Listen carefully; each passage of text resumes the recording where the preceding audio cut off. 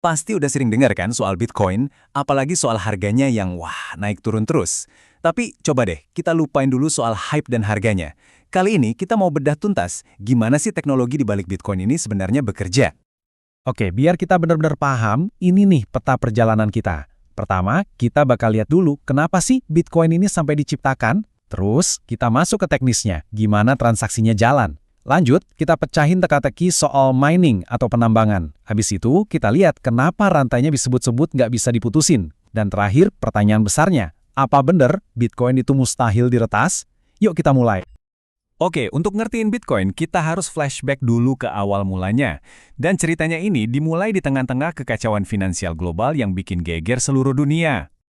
Jadi, bayangin ya, di tengah-tengah kepanikan krisis finansial tahun 2008, tiba-tiba muncul sosok atau mungkin sekelompok orang super misterius yang namanya Satoshi Nakamoto. Dia nggak cuma ngeluh, tapi nawarin sebuah ide yang radikal banget. Nah, argumen utama dari Satoshi itu gini, masalah paling mendasar dari sistem keuangan kita yang sekarang itu adalah kita terlalu bergantung sama rasa percaya. Percaya sama siapa? Sama pihak ketiga, contohnya bank. Padahal kita lihat sendiri kan, bank juga bisa gagal. Nah, ini dia nih perbedaan utamanya, yang paling fundamental. Kalau uang digital di bank itu kan semuanya terpusat, diatur sama bank. Bitcoin itu kebalikannya, dia terdesentralisasi. Jadi kendalinya ada di tangan para penggunanya. Kepercayaannya bukan lagi ke institusi, tapi murni ke matematika. Dan yang paling penting, semuanya terbuka, publik, dan transparan. Oke, ini kan jadi mikir ya, gimana caranya kita bisa kirim sesuatu yang wujudnya aja nggak ada, alias digital, tapi tetap aman. Apalagi di sistem yang dari awal didesain untuk nggak perlu saling percaya. Nah, jawabannya itu ada di sesuatu yang keren banget, tanda tangan digital. Jadi, pertanyaannya, gimana caranya kita bisa buktiin kalau sebuah transaksi digital itu beneran punya kita dan bukan orang lain? Nah, kuncinya itu ada di sebuah konsep kriptografi yang fungsinya mirip banget sama tanda tangan, tapi versi yang nggak bisa dipalsuin. Jadi, setiap pengguna Bitcoin itu dibekali dua kunci kriptografi yang super kuat. Nah, dua kunci inilah yang saling bekerja sama untuk menciptakan tanda tangan digital yang unik tadi. Biar gampang, kita pakai analogi sederhana ya. Bayangin deh, kunci private atau private key itu kayak kunci rumah kamu. Super rahasia, cuma kamu yang punya. Nah, kalau kunci publik atau public key itu ibarat gemboknya. Gembok ini boleh kamu kasih ke siapa aja. Jadi orang lain bisa masukin sesuatu ke gembok kamu dengan aman. Tapi cuma kamu yang punya kuncinya yang bisa buka. Oke, jadi alurnya gini. Pertama, kamu bikin dulu pesan transaksinya. Kedua, kamu tanda tanginin pesan itu pakai kunci privat kamu yang rahasia. Ketiga, transaksi yang udah ditanda tanganin itu disiarin ke seluruh jaringan. Nah, terakhir, jaringan bakal ngecek pakai kunci publik kamu buat mastiin, oh bener nih tanda tangannya valid dan dia emang punya dananya. Simpel kan? Proses inilah yang menjamin cuma kamu, si pemilik kunci privat yang bisa ngirim Bitcoin. Oke, kita udah tahu gimana transaksi diverifikasi keasliannya.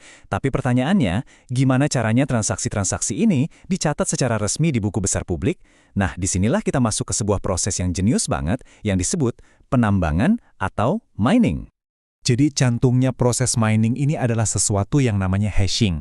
Gampangnya, hashing itu proses mengubah data transaksi, apapun bentuknya, jadi sebuah kode unik yang panjangnya tetap. Uniknya, kalau inputnya diubah sedikit aja, kodenya bakal berubah total. Tapi para penambang ini kerjaannya bukan cuma nge-hash doang. Mereka itu lagi balapan loh. Balapan buat apa? Buat mecahin sebuah teka-teki super susah. Mereka harus nemuin sebuah hash yang memenuhi syarat tertentu yang biasanya harus diawali dengan banyak banget angka nol. Dan ini sengaja dibuat susah banget. Poin pentingnya di sini, nemuin hash yang pas, ini susahnya bukan main. Bener-bener kayak nyari jarum di tumpukan jerami raksasa, pakai tebakan brute force yang butuh tenaga komputer super gede. Nah, penambang pertama yang berhasil mecahin teka-teki inilah yang menang. Dia dapat hak buat nambahin blok transaksi baru ke dalam rantai dan dapat hadiah Bitcoin. Dan hadiahnya ini nggak selamanya sama loh. Kira-kira setiap 4 tahun sekali hadiahnya dipotong setengah. Peristiwa ini dikenal dengan sebutan halving. Tujuannya apa? Biar pasokan Bitcoin baru yang beredar itu jadi makin langka dan terkendali seiring berjalannya waktu. Oke, sekarang kita udah punya blok-blok yang isinya transaksi dan udah diverifikasi oleh para penambang. Pertanyaannya, Gimana caranya blok-blok ini disambungin sampai bisa jadi benteng digital yang katanya super aman itu? Mari kita lihat.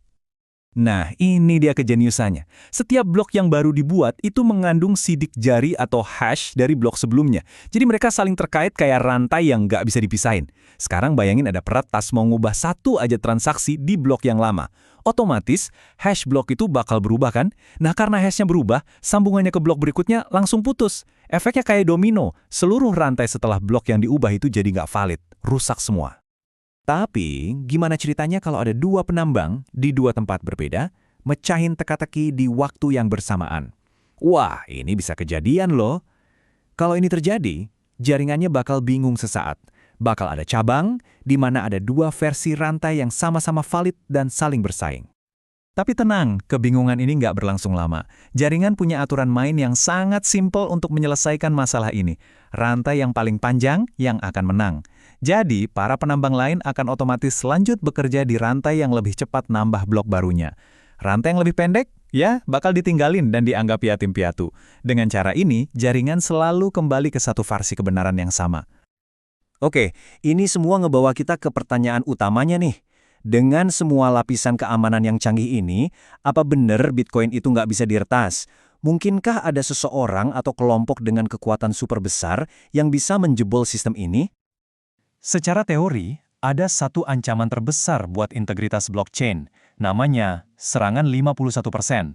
Intinya, kalau ada satu pihak yang berhasil menguasai lebih dari setengah kekuatan komputasi atau hashing power di seluruh jaringan, mereka bisa, secara teori, memanipulasi catatan transaksi. Tapi, itu teorinya. Prakteknya, ceritanya beda banget. Kenapa serangan ini di dunia nyata hampir mustahil? Pertama, biayanya. Buat ngumpulin perangkat komputer sebanyak itu butuh uang yang luar biasa banyaknya. Bisa puluhan triliun rupiah. Belum lagi biaya listriknya yang gila-gilaan. Tapi alasan terbesarnya adalah ini sama aja kayak bunuh diri secara ekonomi. Kalaupun serangannya berhasil, kepercayaan orang sama Bitcoin bakal langsung anjlok. Harganya hancur. Jadi koin yang berhasil dicuri dan alat-alat super mahal yang dibeli si penyerang ya jadi nggak ada harganya.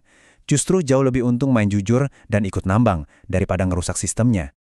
Jadi kalau jaringannya sendiri udah kayak benteng yang super kokoh, kenapa kita masih sering dengar berita soal pencurian kripto yang nilainya fantastis? Kelemahannya ada di mana dong? Dan disinilah kita sampai pada intinya. Kelemahan terbesar Bitcoin itu bukan di teknologinya, bukan di jaringannya, tapi di kita, para penggunanya. Kenapa? Karena jauh lebih gampang buat nipu satu orang buat dapetin kunci privatnya daripada nyerang benteng digital Bitcoin yang dijaga jutaan komputer di seluruh dunia. Jadi, pada akhirnya, rantai yang paling kuat pun keamanannya bergantung pada orang yang megang kuncinya. Keamanan Bitcoin Anda ya ada di tangan Anda sendiri.